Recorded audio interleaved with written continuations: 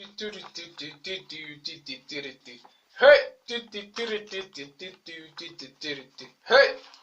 welcome to Get Smart Quick, and my name is G Money, and we're continuing back from the previous video.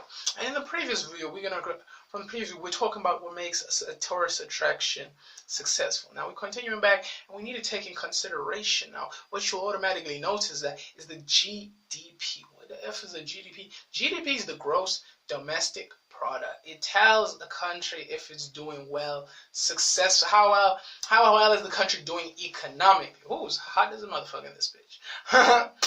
It tells a country how it's doing economically through the goods it has produced within a specific time, whether goods are the service or actual goods. It just tells you how is the country expanding, is it growing, those type of things. The benefits of the GDP is that it attracts more foreign and national investment, and that's very important because that means more money, bro, in a nice way.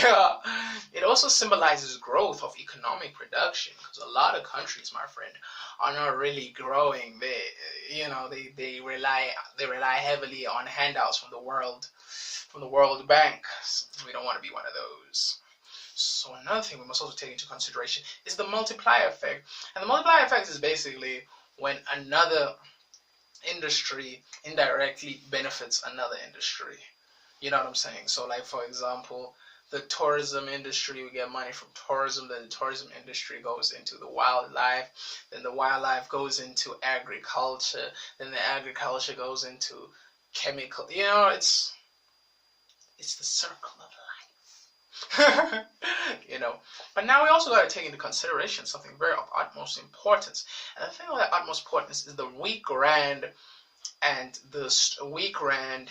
What is the weak rand? Basically, if you ever watch television, what you'll notice they like to show you there and watch the news. I don't watch the news. News is indoctrination. Sorry. What you'll notice there is that they'll show you like 1 rand equals $1 equals 12 rand. And when it does that, it's basically saying that the rand is very weak, and it means that international tourists can travel for cheap, and the country has good imports. Exports, not good imports. Good exports, because the currency is too painful, or not painful, but too high of a price to import, because your money does not equate to the money that you're trading with others. So let's recap that real quick. So a weak rand is when it's cheaper for the tourists to come to your country and you've got good exports. That's the thing. And also remember, it's always weak if, let's say, it's 12 rand equals $1. It's weak, my brother. Then the strong will be in reverse. $12 equals 1 rand. Then it's in reverse. You see what I'm saying? It's in reverse. That means South African tourists then can travel freely in their country and also overseas. And that also means that the country has better imports, or slightly cheaper imports. Now we can pull things in instead of pushing things out. Buying power. How much can you buy with your currency? That's basically what it is. Like, it goes back to that thing I was saying of the weak rand and the strong. Buying power. That's what buying power is. It's like how much currency you can buy with your home currency. That's the thing. Now, how I like, in tourism they're gonna ask you the question like, which is it? Is it the bank selling rate or the bank buying rate? First of all, we all know that when we put two currencies, first we have to know the procedure. First of all, procedures. This is United States. Let's say this is the dollar, and this is the rand. If the question asks us to figure out the rand, then we're timesing. If the question asks us to figure out the dollar, then we're dividing. Always remember that going to the right times and going to the left, we're dividing. But I don't know, you could tell me an easy, simpler way that you found works for you when it comes to figuring the buying rate. What I do instead, we still keep it the same. We're going to the right, we times it. We're going to the left, we divide it. But what I figured out that works for me, I don't know if it'll work for you, is that I pretend that I'm the tourist and I'm going to the bank with the money. So if I'm If I'm selling money to the bank, therefore the bank must be buying.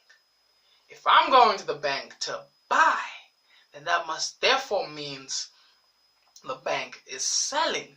It's counterintuitive. If you have a simpler way of really figuring out this bank buying, bank selling, please inform me, bro. Please. But now we're going to travel into something very interesting. And this is forms of payment. Woo! Okay, so you get electronic funds. Now, electronic funds are transferred from one bank to another, and it's done either with debit or credit. And the nice thing is it's low admin cost, it's paperless, it's simple, it's it's secure, the accounting's basic, you know what I'm saying? But the problem with this is that sometimes it costs very, and also they're hackers, you know what I'm saying? That's not really good. It's also you gotta have the correct banking details or you won't get the money. Another thing we must also take in consideration is that Swift is basically you telegraphing money to a recipient. So it usually takes 2 days. It's safe. It can go from anywhere in the world. Costs vary from cost on the sucky side is that cost varies, and you also gotta have banking details, and as well as that hackers can't really get that shit. So that's what it is. Someone once told me that sharing is caring. But I'm going to stop it here for now.